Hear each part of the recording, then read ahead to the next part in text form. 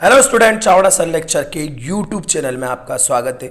कक्षा 10वीं विषय गणित 2021-22 प्रश्न पत्र आपका जो 22 तारीख के दिन होने वाला है उसके लिए हम आप लोगों को तैयारियां कराना शुरू कर रहे हैं।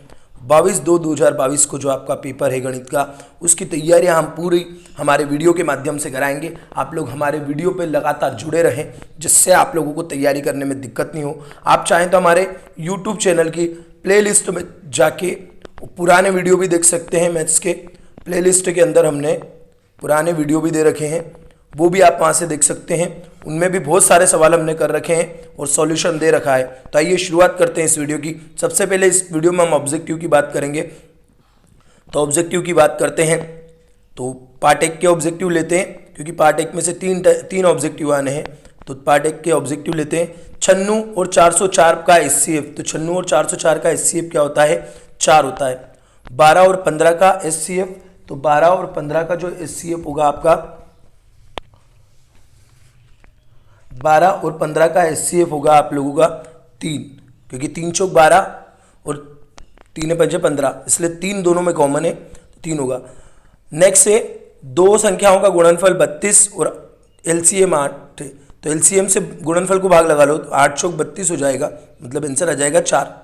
4 और 7 का महत्तम समापवर्तक। 4 और 7 के फैक्टर नहीं टूट सकते। देखो 4 का टूट सकता है 2 गुणित 2, पर 7 का नहीं टूटता है, इसलिए दोनों का महत्तम समापवर्तक कितना होगा? 1 होगा। किसी पूर्णांक m में सम पूर्णांक निम्न स्वरूप का होता है। सम, या एक काम कीजिए, इसके आगे की संख्या को जोड़ लो। सम कौन सी हो रही? 3 और 2 5 और ये विषम है। 2 और 1 3 और ये भी विषम है। 5 और 10 7 और ये भी विषम है, मतलब सम कौन सा होगा? सी वाला होगा, 2m होगा। तो आपका सम कौन सा होगा? ये जब भी सम विषम का कोई क्वेश्चन पूछे तो आपको इतना ही करना है कि उसके आगे लिखी संख्याओं को जोड़ के देख लो। तो 3 और 2 5 विषम हो रहा है, ये भी विषम हो रहा है, ये भी विषम हो रहा है, तो सम कौन सा हो जाएगा? ये वाला सम हो जाएगा। ठीक है। नेक्स्ट है 5 15 20। 5 15 20 में हम क्या करेंगे?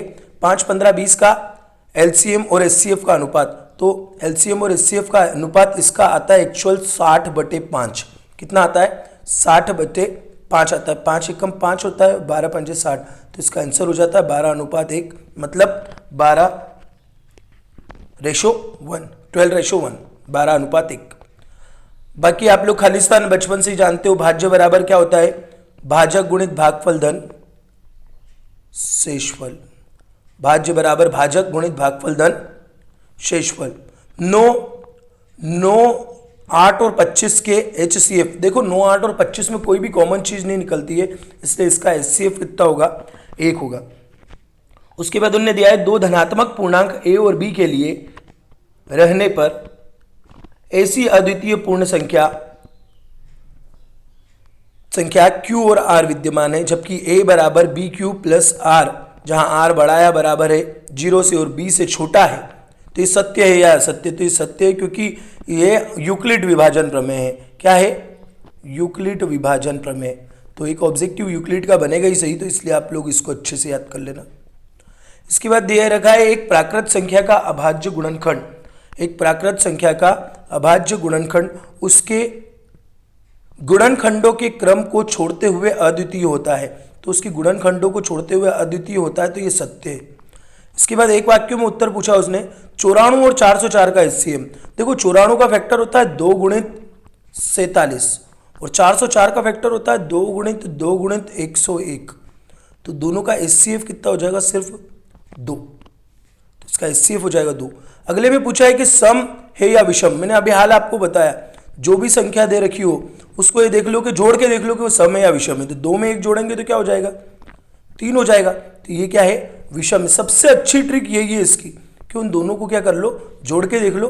अगर जोड़ के पता चल जाए तो क्या हो जाएगा? ये हाँ क्या है? विषम है। तो 2 p + 1 कितना है? 3 बराबर विषम। अब रहा सवाल इसके सवालों का। तो सारे सवाल हमने हमारे YouTube चैनल पे पहले ही करवा रखे हैं। आप लोग इस प्लेलिस्ट में जाना और प्लेलिस्ट में इसके वीडियो डले हुए हैं, आप वहाँ पे सारे देख सकते हो। इन सारे सवालों को मैंने उस वीडियो में करवा रखा है। पार्ट 2 की बात करते हैं। पार्ट 2 में ऑब्जेक्टिव, यहाँ भी 3 नंबर के ऑब्जेक्टिव आएंगे। यहाँ की सबसे बड़ी महत्वपूर्ण बात जो है मैं आपको बता देता हूँ। एक द्विघाती बहुपद होता है x² + bx + c। वो पूछेगा द्विघाती बहुपद को लिखिए, तो x square plus b x plus c. वो ऐसा पूछ सकता है शून्यकों का योग क्या होता है, तो शून्यकों का योग क्या होता है, शून्यकों का योग होता है अल्फा प्लस बीटा बराबर माइनस बी बटे ए, और शून्यकों का गुणनफल क्या होता है, alpha into beta equals to c बटे ए। तो ये तीन बातें इस पार्ट में बहुत एमपी बनती है, इसी पे ऑब्जेक्टिव दे रखे प्रश्न बैंक ने भी। पहला देख रखा है कि उनने पूछा है मूलों का गुणनफल, शून्यकों का गुणनफल मतलब अल्फा इंटू बीटा क्या होता है, अभी हाल मैंने बताया आपको सी अपॉन ए होता है। योगफल क्या होता है, तो होता है माइनस बी अपॉन ए होता है। अगर उनने एक रेखीय शून्यक दे रखा है ए एक्स प्लस बी का शून्यक क्या होगा, तो इसका क्या होगा, तीसरा लेखा देखो मैं बताता हूँ कि हम ए एक्स प्लस बी को किसके बराबर रख दो, शून्यक निकालना है मतलब जीरो के बराबर रख दो, तो ए एक्स बराबर कितना हो जाएगा माइनस का बी, तो एक्स बराबर कितना हो जाएगा माइनस बी बटे ए, तो माइनस बी बटे ए इसका क्या हो जाएगा आंसर हो जाएगा। तो थर्ड वाले का आंसर जो है वो माइनस बी बटे ए। उसके बाद उनने दे रखा है एक्स स्क्वायर माइनस तीन, एक्स स्क्वायर माइनस तीन, एक्स स्क्वायर माइनस 15, कोई भी ऐसी संख्या जिसका पूर्ण वर्ग नहीं होता है। यहाँ पे जो संख्या दे रखी है ना उनने, अगर उसका पूर्ण वर्ग नहीं होता है मतलब एक्स स्क्वायर के साथ जो भी संख्या दे रखी है अगर उसका पूर्ण वर्ग नहीं होता, पूर्ण वर्ग का मतलब जैसे 4, 9, 25, 16 ऐसा नहीं होना चाहिए, उनके पूर्ण वर्ग हो जाते हैं। 4 का होता है 2, 16 का होता है 4, 9 का होता है 3, 25 का होता है 5, तो वो नहीं होना चाहिए। बिना पूर्ण वर्ग वाली अगर जितनी भी संख्या आ जाए ऐसे वो लिखा हुआ आ जाए कि एक्स स्क्वायर या टी स्क्वायर या कुछ भी लिखा हुआ आ जाए तो उसके शून्यक क्या होंगे, तो याद रखना उसके शून्यक एक तो प्लस रूट 3 होता है और एक माइनस रूट 3 होगा। संख्या जो भी हो 15 है तो 15 आ जाएगा, ठीक है, अगर 17 है तो 17 आ जाएगा, पर आएगा उत्तर काय में, एक बार प्लस में और एक बार माइनस में, वो भी काय में रूट के अंदर। तो इसका भी उत्तर यही होगा पहला वाला प्लस माइनस रूट 3। ये जो सवाल दे रखा है x square plus 7x plus 10 आपकी किताब का उदाहरण नंबर 2 है ये। और याद रखना किसी भी सवाल में अगर दोनों जगह प्लस है, दोनों जगह प्लस है, एक्स स्क्वायर प्लस 7x है, अगर किसी भी सवाल में दोनों जगह प्लस है, x square plus 7x plus 10 है, दोनों जगह प्लस है, और जो इसका फैक्टर होता है, फैक्टर क्या हो रहा है 5 प्लस 2 हो रहा है, तो उत्तर क्या आ जाएगा -5 और -2, -5 -2। अगर दोनों जगह प्लस है तो उत्तर क्या आ जाएगा -5 -2। आपको सोचने की जरूरत नहीं है, सिर्फ फैक्टर करके देखने की जरूरत है कि फैक्टर क्या हो रहा है। तो 7 का फैक्टर होगा 5 प्लस 2, तो इसका आंसर हो जाएगा -5 -2, मतलब ये वाला। अगले वाला हम पूछा उसकी घात कितनी है, तो देखो घात यहाँ पे 4 दिख रही है और एक आगे का गुणा करेंगे तो घात हो जाएगी 5, क्योंकि ये दोनों मल्टीप्लाई में है, तो इन दोनों का गुणा करेंगे तो घात कितनी हो जाएगी 5 हो जाएगी। तो इसकी मैक्सिमम घात कितनी हो गई 5 हो गई। इसके बाद देखते हैं, और आप लोग अध्याय 2 का भी अगर सवालों का रिवीजन करना चाहते हैं तो वो उसकी भी प्लेलिस्ट में वीडियो डली हुई है, आप देख सकते हैं, और भी वीडियो हम डाल देंगे। अगला बोल रहा है वो कि जब शून्यक -3 और 4 हो तो द्विघाती समीकरण क्या होगा। देखो -3 के बटे में 1 लिख लो वो हो जाता है -b बटे ए, और 4 के बटे में 1 लिख लो तो वो हो जाता है c बटे ए। तो आपका a तो हो गया 1, b हो गया 3 और c हो गया 4।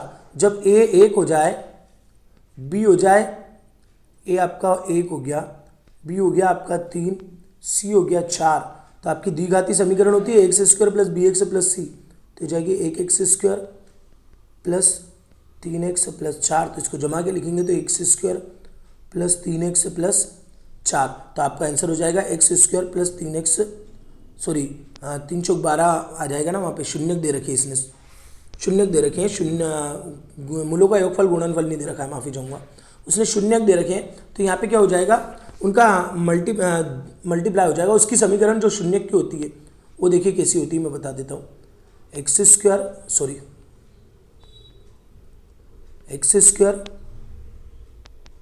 Alpha plus beta x plus alpha into beta ऐसी होती है। तो उसकी जो समीकरण बनेगी वो आपकी बनेगी ये बी वाली,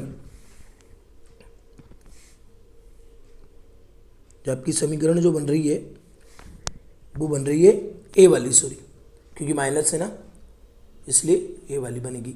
एक बार 4 और 3 जुड़ेंगे तो 1 बच जाएगा, और एक बार दोनों का गुणा होगा तो 4 3 12 हो जाएगा, क्योंकि समीकरण यहाँ पे यूज हो रही है x square alpha plus beta x plus alpha into beta. ये वाली इक्वेशन इस्तेमाल हो रही है, क्योंकि उन्होंने शून्यक दे रखे हैं, मूलों के गुणनफल योगफल नहीं दे रखे हैं। ठीक है, किसी बहुपद के कुल शून्यक उस बहुपद के आरेख के निम्नलिखित पर प्रतिच्छेदन के कुल बिंदुओं की संख्या के बराबर होते हैं। एक्स अक्ष पे आप लोगों को पता भी होगा, एक्स अक्ष पे जितने कर्व काटते हैं वो शून्यक होते हैं, तो इसके एक्स अक्ष पे जितने भी काटेंगे वो क्या कहलाते हैं, शून्यक कहलाते हैं। तो इसका आएगा एक्स अक्ष पर।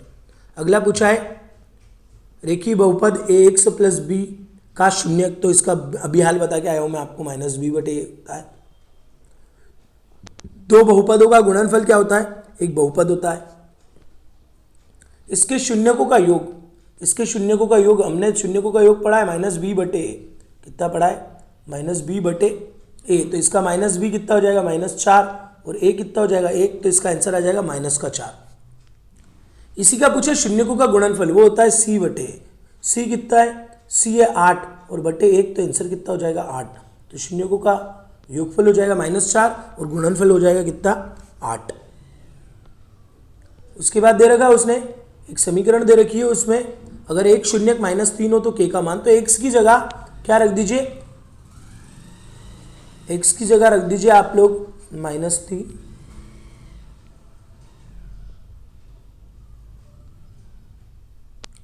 एक्स की जगह -3 रख देंगे तो आपका उत्तर हो जाएगा, के का मान निकल जाएगा, और के का मान आएगा, पूरा हल करेंगे तो 4/3 कितना आ जाएगा, 4/3 आ जाएगा। तो एक्स का मान होगा 4/3। उसके बाद सत्य सत्य पूछा है, तो बीजीय व्यंजक जो दे रखा है यह बहुपद है या नहीं है, तो ये बहुपद नहीं है बिल्कुल, क्योंकि रूट में एक्स है। उसने पूछा है शून्य बहुपद की घात शून्य होती है, तो शून्य बहुपद की घात शून्य नहीं होती है। शून्य बहुपद की घात अपरिभाषित होती है, बिल्कुल अपरिभाषित होती है, शून्य होती है, ये सत्य है। एन घात वाले बहुपद के अधिकतम एन शून्यक हो सकते हैं, तो एन घात वाले बहुपद के एन शून्यक हो सकते हैं, ये भी राइट है। रेखीय बहुपद की घात कितनी होती है, तो रेखीय बहुपद की घात 1 होती है। द्विघाती बहुपद की घात कितनी होती है, 2 होती है। त्रिघाती बहुपद की घात कितनी होती है, 3 होती है। तो पहले का 1, दूसरे का 2, तीसरे का 3, और चौथे में आपको शून्यक की संख्या बतानी है। तो शून्यक क्या है, शून्यक यहाँ पे दिख रहे हैं अपने को, शून्यक कितने दिख रहे हैं, यहाँ पे 2 दिख रहे हैं, 1 और 2, 2 बार काट रहा है, तो इसके शून्यकों की संख्या कितनी हो जाएगी, इसके शून्यकों की संख्या हो जाएगी 2।